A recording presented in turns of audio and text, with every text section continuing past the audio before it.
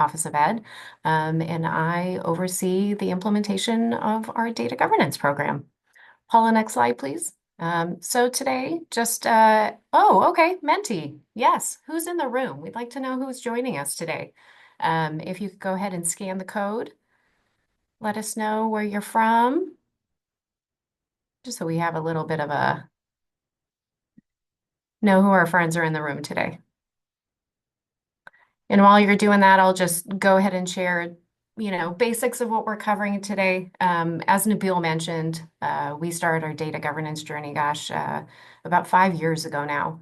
And so we wanted to share with everybody, in the spirit of partnership and understanding that, data privacy, security, integration, all this great stuff is near and dear to our hearts. We wanted to share with you what we've done and more importantly, what we've learned along the way. So you'll hear me kind of highlight our lessons learned and just things that we've learned along the way to really be focusing on as you hopefully are on your data governance journey at some point. All right, so who's in the room? We've got some district and county administrators, some educators, others. Wonderful. Okay. All right, Paula, let's go ahead and go to the next slide here. All right. And so as you saw this, you saw that big word, data governance. And so I'll be honest with you, data governance for our organization at least was a relatively new concept. And so standing up a data governance program, first things first, we really had to figure out what this thing was. All right. And so after many meetings and a lot of research and talking to folks, we set up with a formal definition, and I won't read it to you, but simply put, data governance is our organizational approach to how we handle data throughout its entire life cycle, right? So that's that little wheel that you see there, and really the purpose of the program is to create a culture that ensures that the data is collected, used, and shared responsibly, ethically, and securely, right? We want to make sure that we are not only covering kind of the legal floor of what is mandated of us, but we also highlight ethical considerations for folks on what data they're sharing, collecting, how they're talking about it, all those good things. All right, Paula, next slide, please. All right. And so just as a little kind of grounding exercise, think about your organization and tell me what kind of data does your organization hold? Again, if you can scan that Mentimeter, you can do it with your phone or just key in the code, whatever works for you. Tell us what kind of data you have in your organization.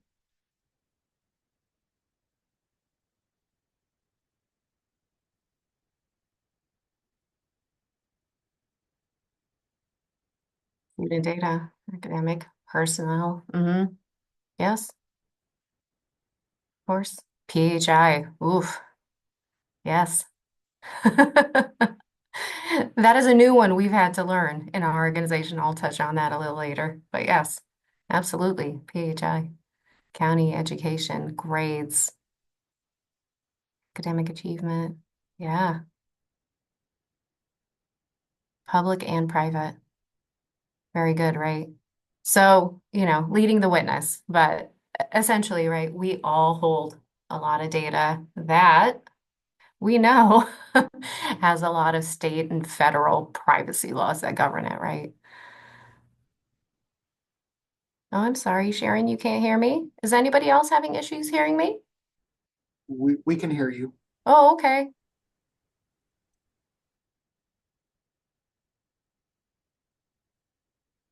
Sharon, I don't know if but maybe hopping off and rejoining might help.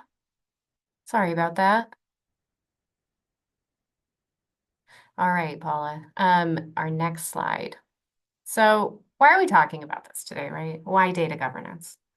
Um, surely as you were thinking about the data, if you're like me, you kind of start going down a path of like, well, what issues do I have in my organization with this data? Do I know where it lives?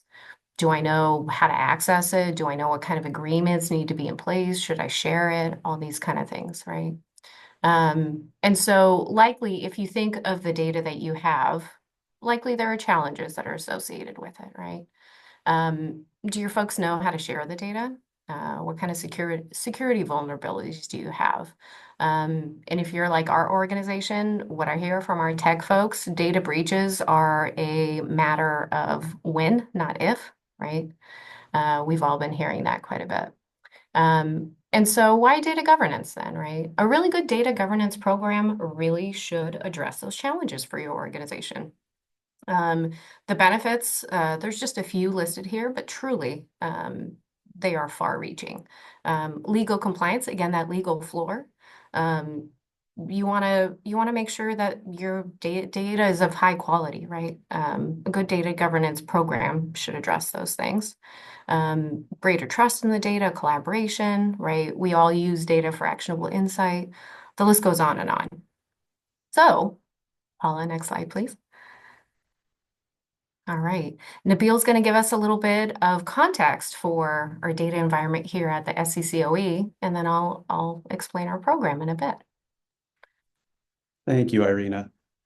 Yeah, I wanted to just kind of go over and talk a little bit about the data environment at the Santa Clara County Office of Education because the data environment we have is what we built the data governance program around. And so I think it helps to have that context as you think about the different things that Irina is talking about. Um, so for our environment here, it's actually a pretty large environment and it's a fairly complex environment. So we have integrated data systems that hold data and utilize data from a lot of different sources. So we have school districts. So we hold data from school districts in Santa Clara County, San Mateo County, Napa County. So it's a lot of data coming in for students. We also hold county agency data that we get nightly from organizations like Child and Family Welfare and Juvenile Justice. We also work with a lot of community-based organizations that send us data. We do a lot of matching. We work with different municipalities and districts in order to help support a lot of the data sharing across that. You go to the next slide, Paula. So one of the challenges that we always had was that the different systems are governed by different laws. And so it becomes a fairly complex environment. We're always looking at, FERPA within our student data. But when we start bringing data in for students that are foster youth or students that are on probation, or as many of us are now experiencing healthcare system data, suddenly those laws get expanded. And so we really were trying to find a comprehensive approach to manage the security and the confidentiality, as well as the ethical use of the data, right? We talk about ethical use a lot. There are sometimes legal parameters that say we could do something, and then our secondary question is always, should we do it? Right? Is it in the best interest of a student? What are the risks? What are the benefits? So always bringing that ethical piece in as well. You can go to the next slide, Paula. So this is a really high-level view of kind of our data flow map with our major data systems at Santa Clara County. And you can kind of see here, it just shows how some of the data flows in from different organizations. We have the data coming in from the districts, from DFCS and JPD, behavioral health, and they come into these different applications that we have along with that kind of dark cylindrical piece in the middle, which is the data zone student data warehouse. That is all the data coming in from the districts. So we have a nightly upload from every district in Santa Clara County, as well as most of the districts in Napa and in San Mateo County. We're going to focus on that space with the red dot there to just look at like, how does the data move around? And so we can kind of see how the governance pieces also overlap and intersect. Jump one more, Paula.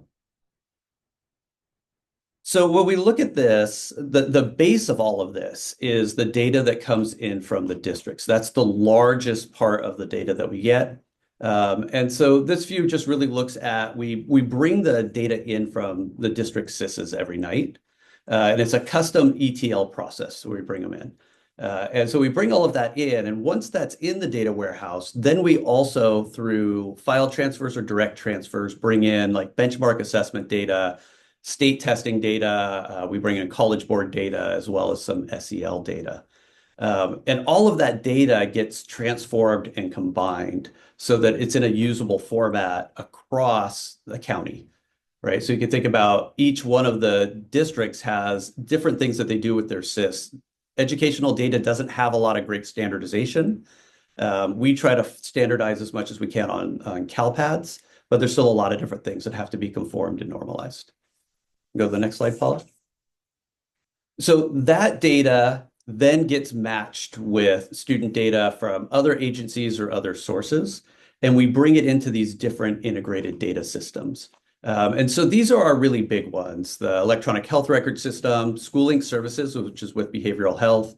We have our data zone analytics platform, Foster Vision, which is our partnership with juvenile justice and child welfare. And then we do a lot of file extract work as well. And once all of that data is combined together from those agencies, then what we do is that we then feed that data back to authorized users. So go to the next slide, Paula. Right. And so that data is coming back, and it, like for our electronic health record system or these other ones, we're getting that information out to different users that are accessing these different systems or that are authorized to access those different systems. And go to the next slide, Paula. So if for a couple examples on these major ones, like the electronic health record system. So we have data that's coming into this, but what we see is we have district data that flows in, like school enrollment information or demographics, contact info, program enrollment. But then we also have information that is coming in there from practitioners in our wellness centers that are providing services to students, right? So we have like case notes and service notes. We have consents, we have billing codes and services. So all of that comes into the system as well. And so we have this, combination of educational data and healthcare data that exists within that system. So we have to think about those systems a little differently than we would think about some of our systems that maybe only hold educational data. And go to the next slide. If we look at schooling services, this is our partnership with behavioral health. Right. Again, we're bringing in some similar district data like enrollment and demographics and program enrollment. And then through the schooling services platform program, behavioral health has embedded coordinators within the school districts that provide referrals to outside services for support. And it's a vast array, right? It could be for housing insecurity, food insecurity, mental health services, substance abuse services. So all of that referral information then also comes into the schooling services database. And so again, we have this intersection of, health-related data and educational data. Go to the next slide. Go to the next slide, Paula. I think we skipped one. Go back one. There we go. And Foster Vision is a little bit different. So Foster Vision is a partnership with Child and Family Welfare for our foster youth and with Juvenile Justice for youth on probation. So we're bringing in data from Child and Family Welfare and from juvenile probation every night.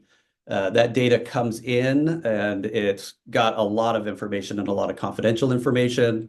Like for our foster youth, it's the placing agency and who the caseworker is.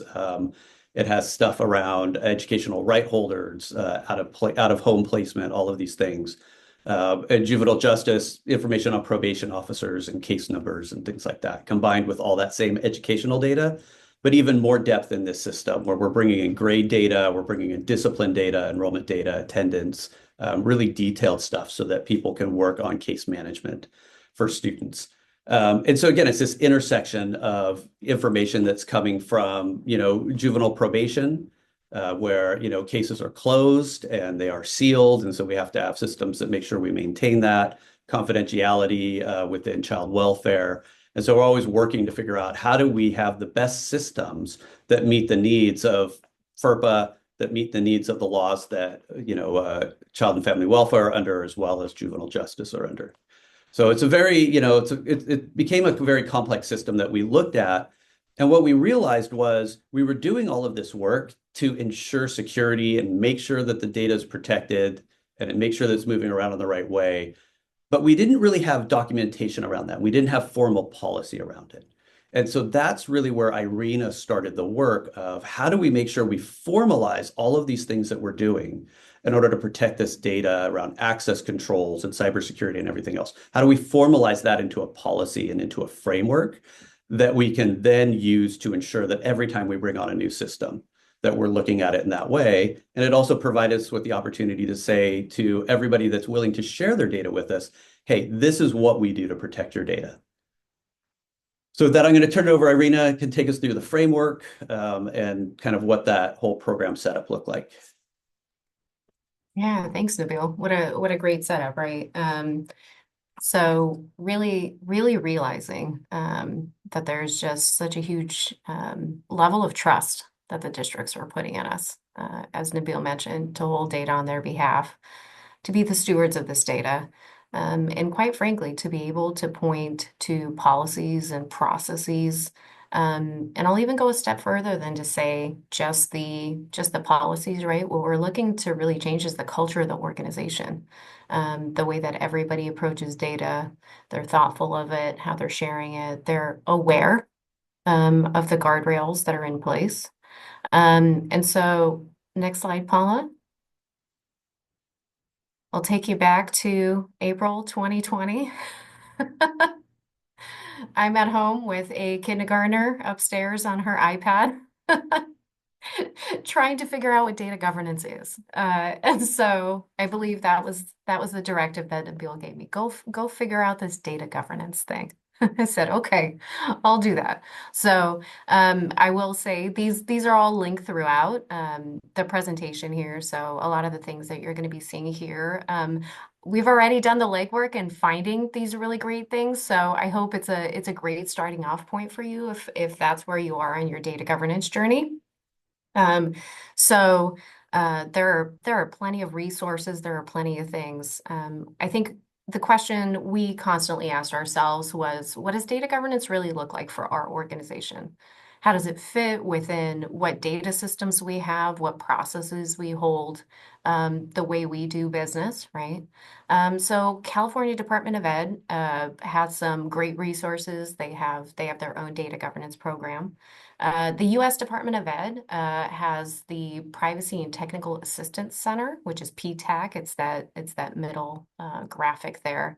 And they have a lot of great resources. They have a lot of information. They have a lot of webinars if you're really looking to kind of immerse yourself in all things FERPA and what that means for your organization. A lot of great guidance, a lot of templates. Those are just so helpful.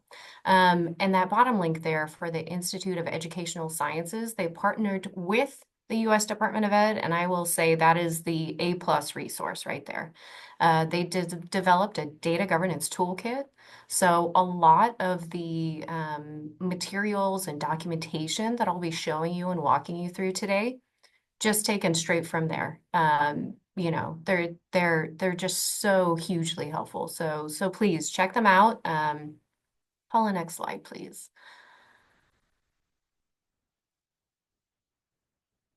All right. So I'd love to hear where is everybody in their data governance journey? What brought you to this session today?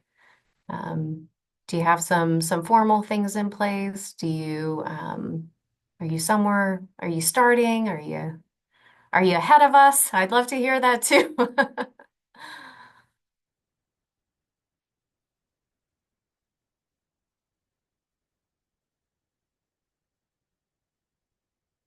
Anyone have a program beginning? It's a great start. Starting, haven't started, researching. Ah, perfect.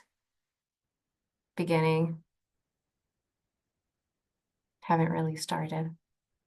Planning. It's great. Need help. Oh, I'm here. Let's talk data governance. My contact information is here. Please, you'll save Nabil and Paula from having to listen to me talk about it all the time.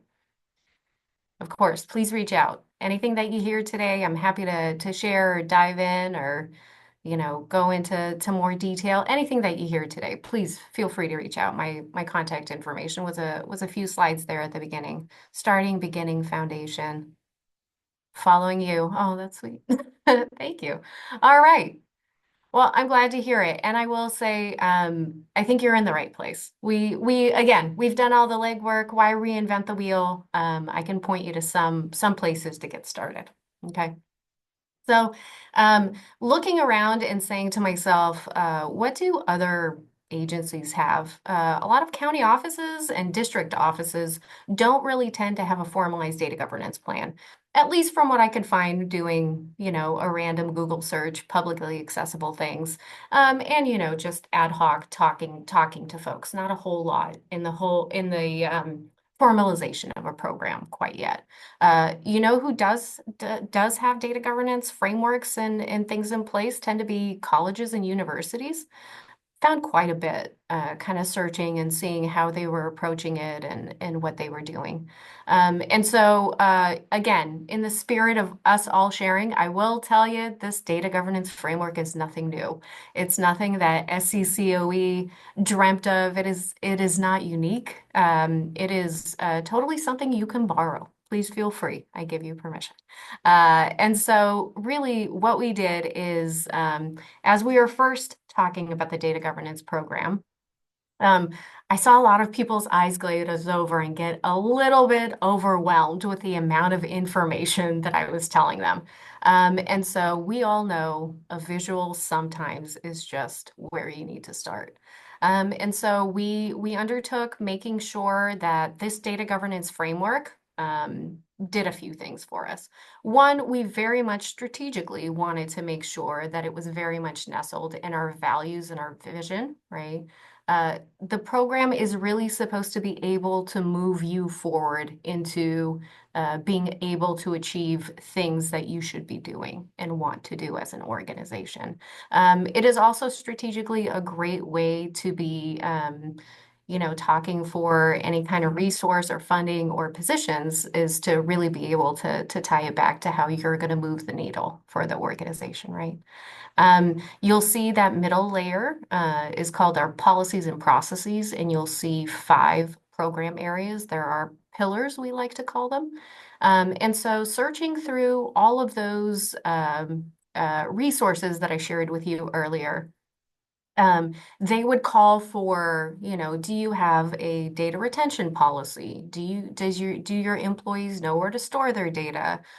Do you have standard MOUs in place for when you share data? So we kind of looked at these and they tended to group in a couple different areas. And so what we did is we combined them and we essentially named each pillar as its own kind of lane of work. They do kind of build upon each other, right? So our first one is data privacy. So simply speaking, does someone have legal authority to access data?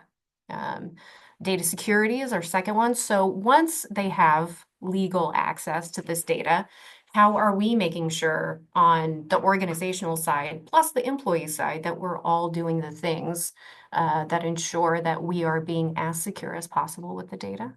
And those are kind of, right, those are our floor, right? Privacy and security are kind of your floor. And I'll be honest with you, most of our work still lives in those 2 areas, 5 years in. It continues to ever evolve. There are always new systems, there are new processes, there are new things that we're working on. So it's ever growing, ever changing.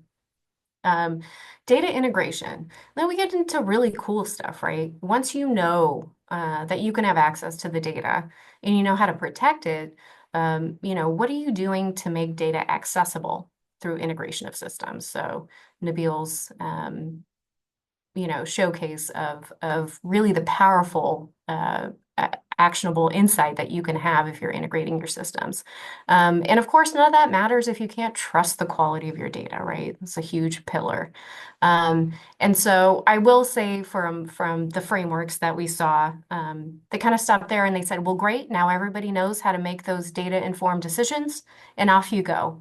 And I think we really wanted to call out this last area of data literacy, right? So very much a learned skill set to actually turn data into information. Right. And so talking about the data governance program, in its very infant stages, being able to have this kind of elevator speech, being able to really speak to people's pain points and how the program would help alleviate those. And really kind of framing it within this is work that we already do. It's not something extra that we're doing. We just have a better, more efficient way of doing things, right?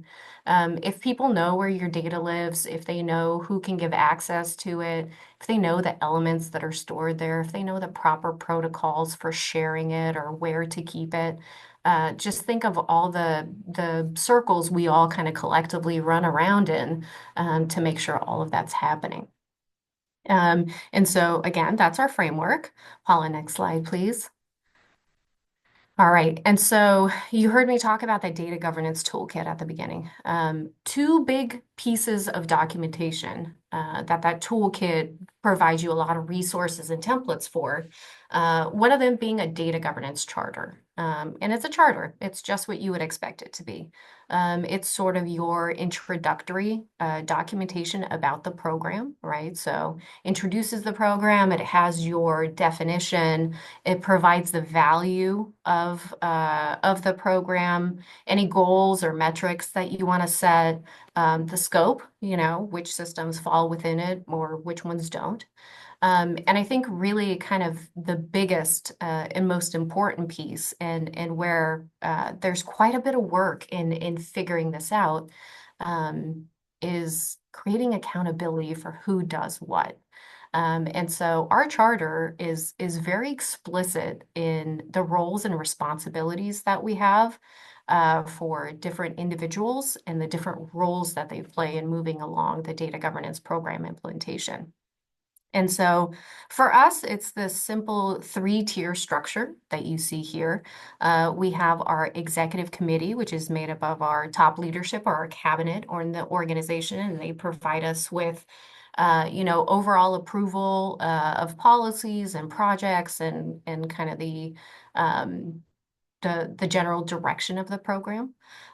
We have a data governance committee, which is that middle layer, which is made up of representatives from each one of our divisions. And essentially, what they help us do is they help us draft and implement any policies or practices or anything that we're doing within the program. And that's really key because the data governance needs of your HR personnel department are vastly different than your student programs, right? So there are things that we work on that essentially are pertinent to everyone in the organization, but that's not enough, right? You're not going to be able to engage folks if you're talking about things that really don't apply to them, right? And then we have our data stewards and data consumers at the bottom. I know data stewards is a buzzwordy term we hear often in our organization, our data governance program. They have very specific definitions, and I'll get to that in a little bit. They're actually quite a key part of our data governance program. And data consumers are anybody who uses data. And so if you take a look at this very strategically, right, we wanted to make sure that we let our organization know that everybody is a part of the data governance program, right? It's not something that I just do as the person who provides the strategic oversight of the program. It's not our tech folks who are putting, our security policies in place. It really is all of us, right? And it takes a while to make sure that everybody's on board, everybody knows the guidance that's there. And so I think to be honest, we're not at that point yet. Not everybody knows all the things that they're supposed to do. I will say at this point we have done enough meetings and we've done enough work to where people know to come to us, right? They may not exactly know what they're looking for or how to achieve it or where to ask. But there's this awareness of the program and that we have a commitment to make sure that we are doing right by the data that we hold. And so again, we have the list of the staff. Again, I think in kind of the accountability purposes, we found it very helpful to make sure that we are logging people's names and titles along with their roles, group expectations, kind of meeting schedules that we've put in place, and member expectations as well. All right, Paula, next slide. All right. And then the other big piece of documentation that the data governance toolkit calls for is, of course, a manual, right? We want to make sure that we are documenting, to Nabil's point, all the different policies and processes that we have in place so that folks are readily able to check on these and follow them.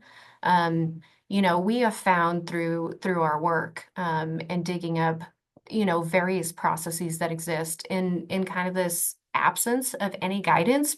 People just tend to make up their own processes or they inherit them over time. And so really making sure that we are setting the expectation that there are new policies in place, but also really taking the time to understand what the workflows are. So for example, if we're pushing out a new process to securely send data, we really want to be working with our staff who's actually boots on the ground and doing that. Because if we make in an ideal world, tech will give us a process that perhaps is just too burdensome for an employee, and we have to meet somewhere in the middle because we know if folks just don't want to do something, they won't. So we really do have this two-way communication and making sure that we approach all of these meetings in a very open fashion. We never want to be seen as Big Brother. We never want to have employees be nervous to tell us they potentially are doing something wrong or be nervous about those things. It truly is like an all hands on deck effort to make sure that as an organization, we are moving to doing things better, right? And so these five here may look familiar to you. They were that middle layer, those pillars within our data governance framework. And so again, any policies or processes that we have or that need to be updated or continuously being worked on within the manual. This too has some ownership and accountability surrounding it. We actually have 5 different program leads that are assigned to each one of these. And you'll see that wheel over there, just a constant, again, kind of continuous improvement cycle on making sure we're updating or adding as needed to our manual. All right, Paula, next slide.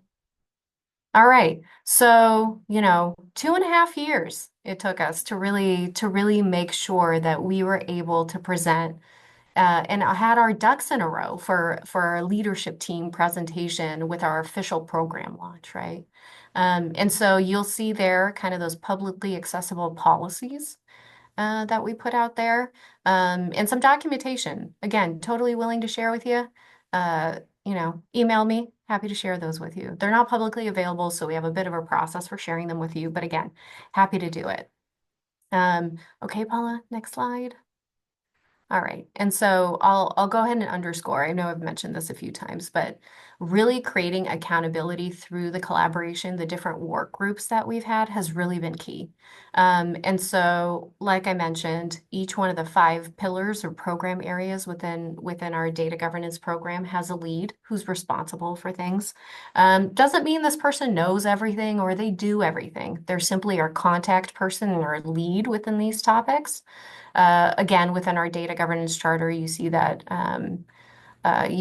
triangle there of our governing structure. Again, each level and all the folks associated with it are named. And so you'll see that graphic there on the bottom left corner for the data stewards. And I know I talk about them a little bit more. And so thinking about all the policies and processes, again, that we were putting in place from kind of the upper level of this triangle that you see here, making sure that we were checking in with our data stewards who in our organization are quote unquote the owners of a system that houses data. And so we have business data stewards who oversee the system and are pretty much the owners of it. And then we have technical data stewards, and they essentially are the folks who do the clicks or build the system from a technical aspect. And so really making sure that we were cataloging all the different places where we were holding that data, right? Especially all of our PII, PHI, all that good stuff. And so putting just a list together of all of our data systems took quite a while. And then we got into the really fun part of who owns the system, right? So, of course, some folks are hesitant to put their name on the line for owning a system, and sometimes we have folks fighting over who the steward is. And so having those conversations is really, really key because everybody should be on the same page about these roles and responsibilities. They're really critical. Okay, Paula, next slide. All right. So to that end, I wanted to highlight here where we had some kind of momentous points in our journey, which was the formation of the Data Governance Committee. So that was that middle layer that you saw. So those folks meet with me quarterly, monthly, depending on where their division is in terms of their data governance journey. Again, it's different for everybody. And we make sure we're touching base, we're pushing out information about the data governance program and any kind of things that are happening that are pertinent for our, they're really, they're a mouthpiece for the organization. They are the ones who are making sure that staff within their division is up to date on certain things. And certainly, I don't take it personally, realizing that sometimes them saying something is probably a lot better than me saying something, right? It's their person, it's their colleague who they trust and they know and can speak to their data needs, their specific kind of data governance pain points or what they need. And so it's become a really, really great way to kind of have eyes and ears on where everybody's, struggling or where they need support, what kind of meetings we might need to pull together. And Abil and I were just talking about this. Really, a lot of what we do is putting other people in the room. Right? We're kind of this conduit making sure that people are having these different conversations because while it may seem simple, a lot of these policies and processes involve multiple folks from multiple different divisions, from multiple levels within the organization, right? So it's really kind of leading the charge and making sure people get in the room together, and great things happen there. And then our data stewards meeting, which I will say has probably been like one of the top things that we've accomplished. It's taking us a while to get there. So last school year, we actually had a full year of meetings. We met quarterly. And what we did was it was a great place to kind of establish standards that we wanted to have for all of our systems. And they were all over the place. Some systems were really on top of making sure that they had documentation and various things in place, and others weren't. And so we wanted to make sure that everybody was brought up to a certain standard. Again, we worked on creating project plans and RACI charts. So again, the business and technical steward, like I mentioned, oftentimes are in different parts of the organization and rarely actually talk. And so getting them in a room together and saying, okay, well, who's actually responsible for this action? We had some great conversations. It was also a really great place for them to all get together and kind of share their pain points or what they learned as they were doing different things throughout the year. We again, so we managed to put together some annual plans, RACI charts, do a really thorough like user access cleaning and making sure that we are on top of that and we had processes in place for it and we're providing support as needed. We also put together a data catalog, so making sure that they were all logging what data elements lived in their system. We created data flow maps to understand any connections that existed between the systems. So again, should there be a data breach or anyone needs to understand what's happening, again, all that's readily available and transparent to everybody. And really, yeah, they just got to be able to chat and share learnings with each other, and we continue to work with them on kind of figuring out where the pain points are, because they rarely just are with one system, right? And so really highlighting and bringing those up, and working on solutions has been just a great kind of development in our program. All right, Paula, next slide. All right, and so what are some lessons learned here? You'll see that there are a few key other things that I've added to our timeline. We built an in-house training that highlights the student data privacy laws and basics. Even though not everybody in our organization deals with PII, we felt it important that everybody at least have the basic knowledge of the student data privacy laws that govern the data that we hold. And we also have some very specific data security guidance that comes from, it's not just your regular kind of generic, hey, here's what a phishing email look like. No, we're very, very specific in telling our employees what our technology department has deemed as proper tools and places to store and share our data and everything like that. Also, just some basic tips and how to report a data breach and all that kind of good stuff.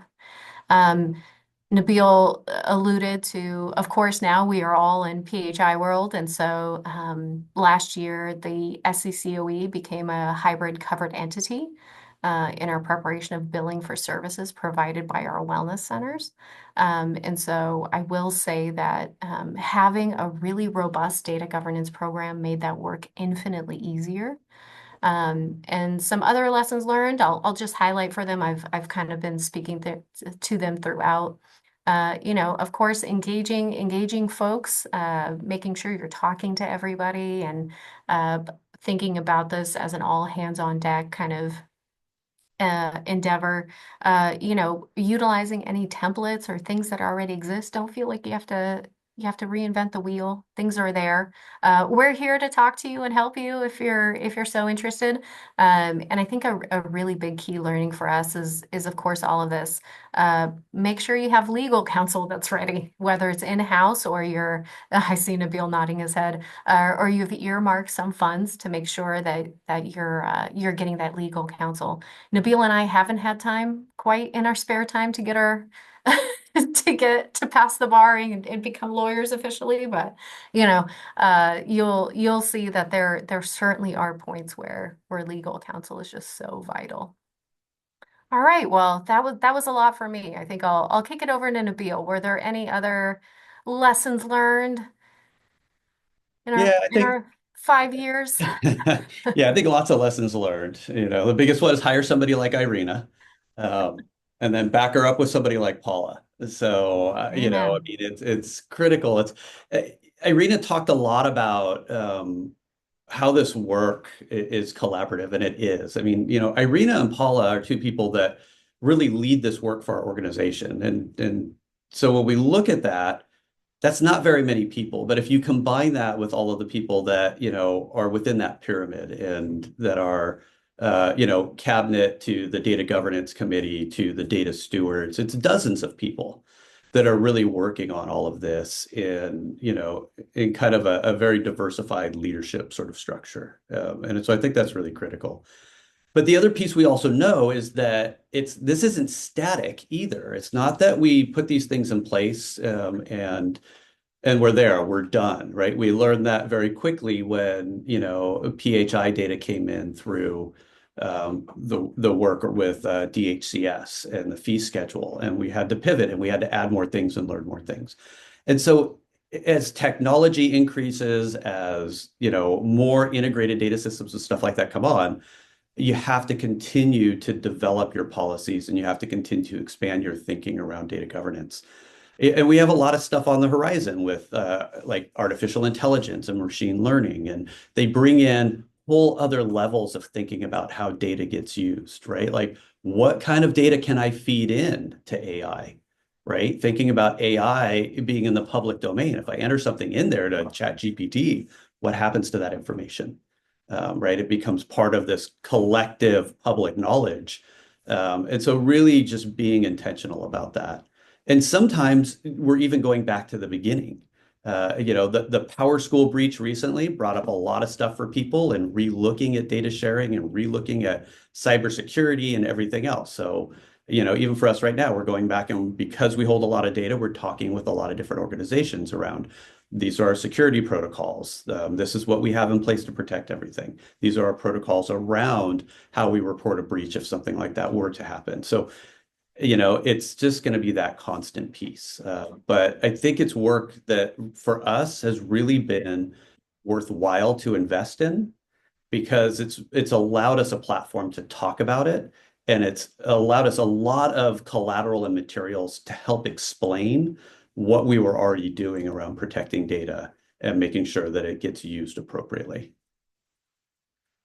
So I think with that, we're gonna wrap up this part of it. I think Joe is gonna kind of lead some Q&A for us. You're gonna mediate that, Joe, I think you'd said before.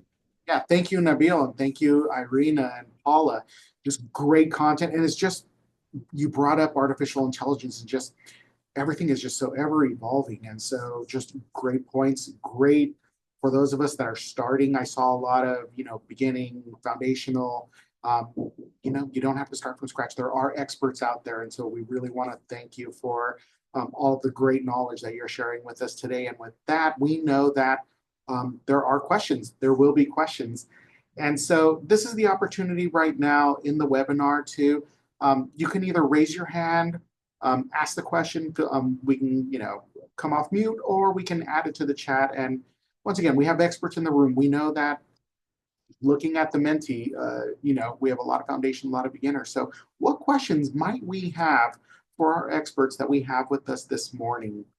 So we'll give a few seconds to go over, think. Once again, we can either type it into the chat, we can raise our hands, and then we can come off mute. What might be some of the questions we have?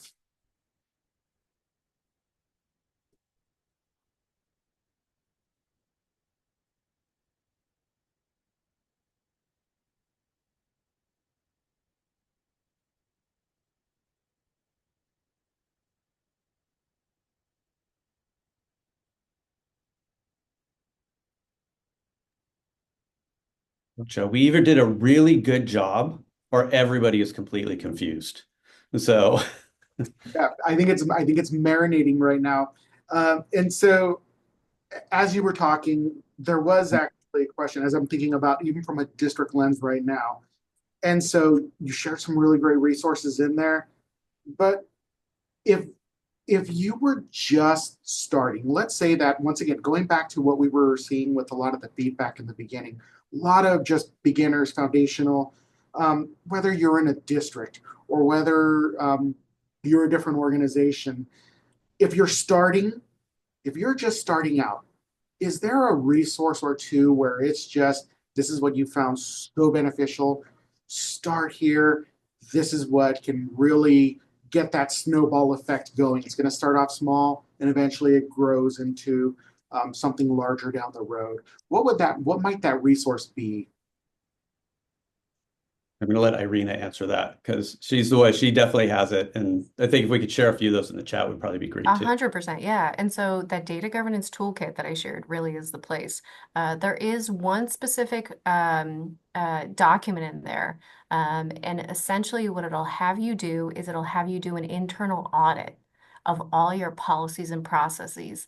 And then you get your folks together who, I don't know, you buy them coffee like you call in every favor you have across the organization. You get some people in a room and you have them prioritize which ones that we don't have are our biggest like threat, right? And so that really gets people, I think, aligned. There's some probably kind of low-hanging fruit that you could knock out and already show a win, right? And those are really easy to name, right? They're just some basic data security and privacy things that you could put into place that would be really helpful, right?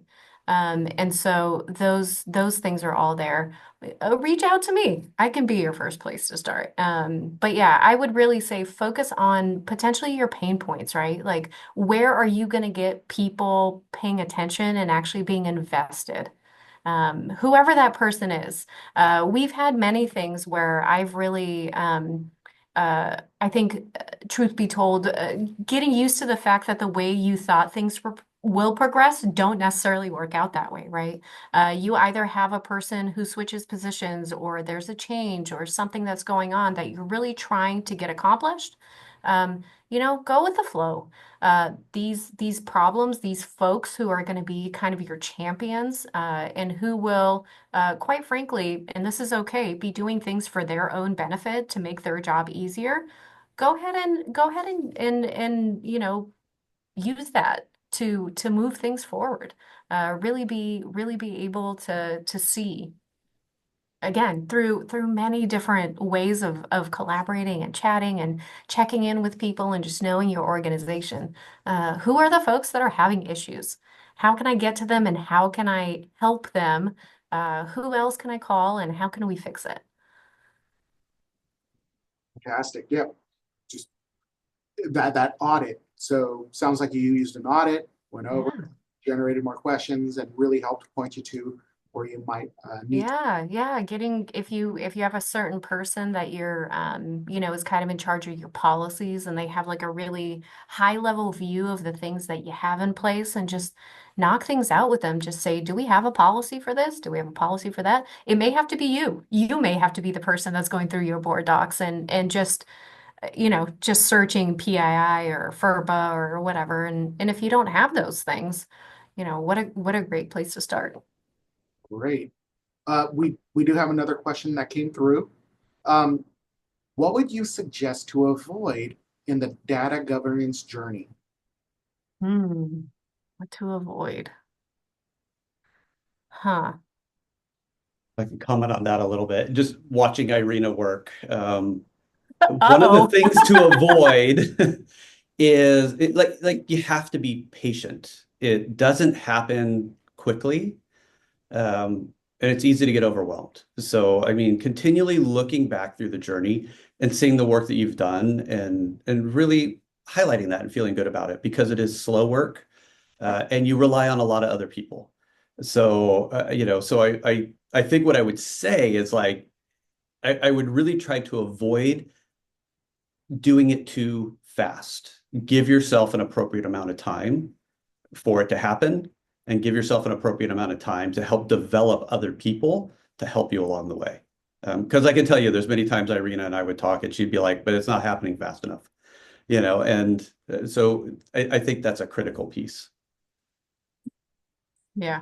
You stole my answer, Nabil. I think patience, right? I don't think there's any project that you could undertake that wouldn't be a good idea. They're all part of this big umbrella. They're all meant to, whether, again, it's privacy, security, you're doing all these things. There really isn't a bad place to start. There isn't a bad first policy to put out or process to look at. They're all important. But yeah, exactly what Nabil highlighted. I think it is it is it is a blessing and a curse in that it's forever moving. You'll never be done. And so no matter how much you're accomplishing, you still just kind of are taking off, oh my gosh, but we have so much more we could be doing and should be doing. And so it really is, and Nabil does a great job of reminding me, take a look back. We're in a much better place than we were a year ago, 2 years ago, 3 years ago, right? And as long as you're moving in the right direction, that really is the takeaway. I love it. And I think it goes back to you referenced continuous improvement earlier, Mhm. that continual improvement that's happening. Got another question that popped through. Do you have any recommendations for navigating the technical documentation process and mapping of a complex data environment? Nabil, you do a lot of our mapping. Yeah. Well, I think going back, even like we were said again, like the audit piece, one of the things at the beginning of this work was realizing that we already had a lot of stuff in place. And so I think in navigating kind of the technical documentation and stuff, that first step is collect what you already have and what you've already done, right? So the policies you already have, any sort of documentation on the systems that have already been done by different people, and start from there. And then it becomes kind of a gap analysis, and you build off of that. Because it can be very daunting. And I think on like the mapping of the systems, if you have somebody in your organization that really kind of has a brain around that, right? Like they can really start to understand the data flows. That's what I think helps. And you start at a very high level, and then you start drilling down. So you can think about like that first flow chart that I showed, which is super, super high level and simple. And so what we did from a data mapping and like a data flow perspective is we start off with that 30,000-foot view, and then we zoom in, right? So if you saw in there, there's, it's divided up into financial and educational and health, right? And then if we're zooming into the educational, then we're going to say, okay, here's our educational systems, and we look at what the flow's like there. And then we drill into each one of those systems and we say, here's what the flow looks like there. And eventually you have that much larger kind of data flow map. And that allows you then to be able to look at the technical documentation and be like, what do we need and who do we need to inform? And if something were to happen, if there were a breach, now we know where all of that data is going, and we can act appropriately. But I would say take it in small chunks and to build the bigger picture. And Crystal, PTAC, U.S. Department of Ed, they do have, if you just Google PTAC and data flow map, they do a really nice job of highlighting kind of the pieces that you should include in your data flow maps. So the pertinent information. So yeah, good place to start. Love it. And we're even hearing different acronyms in here too. We're hearing PII, which a lot of us are familiar with over here in education, but then we start hearing PHI as well. And we know that there's a big movement right now with community schools and that collaboration that's happening inside of districts, and really rethinking all of how we're handling that data as well within our own districts, whether we are an LEA, whether we are a county office education as well, or other organizations that work with that data. So just want to touch on that from earlier in the presentation. Great questions. Any other questions we might have? And don't worry if you think of some. I think Paula put her information in the chat. We're always happy to answer any questions you have, help you out in any way we can. Somebody at the ED website right now too is probably saying, "Hey, we're getting an uptick right now in hits on our on our tools within there." So thank you for going over, adding in your contact information. And so with that, we really want to thank you guys for going over, sharing your knowledge with us. I know it's going over and really setting a foundation for a lot of the organizations, a lot of the districts, a lot of other county offices across the state. And so once again, really want to thank you for going over, sharing your knowledge with everybody. I know a lot of people heard different nuggets here and there where they're able to go over and start that, once again, that foundation. We saw a lot of foundation here today. So thank you all for going over, sharing your wisdom with us. And so what I want to do right now is add into the chat the information for the upcoming, let's see if I can do this right. There we go. The registration for the upcoming, let's see, screen one, see how good I am at sharing my screen. Can everybody see my screen right now? Perfect. All right, so what I just placed into the chat is the link for the upcoming annual conference, the 2025. It's funny to say 2025 already, our CERE conference, Empowering Educators Through Research and Data. And that'll be November 3rd through 5th at the Riverside Convention Center. You'll be able to hear, if you haven't been to a CERE conference before, this might be your first one. You'll be able to hear great sessions like the one you just heard right here over in Riverside. Different sessions. There's some around English learners, some around, I'm thinking about what we had last year. We had quite a few from with assessments, data systems. We have just a great variety of sessions out there. So We will have registration opening up in the coming months, but just wanted to make sure we were bookmarking, excuse me, the website. And you'll also find other resources as well in also past webinars. So if you click on webinars, you'll be able to see this is the current one we're on, deploying data governance. When we get the recording uploaded into YouTube, we'll go over, we'll link it in with the resources as well. We had a previous webinar on the English learners and the English learner roadmap combined with improvement science and just the different webinars from the past. So this is our website for CERA and just a great resource for all of us to go over and utilize. And so with that, I want to thank everyone for being here today. Once again, I want to thank our colleagues from the Santa Clara County Office of Education for once again agreeing to go over and share your wisdom with all of our participants today. And with that, we hope you have a great rest of the day. Be on the lookout. We will have more webinars coming up in the future. So please be on the lookout. Love to go over and have you be part of these with us. And with that, have a great rest of the day, everyone, and hope you have a great Super Bowl weekend. Have a great day, everybody.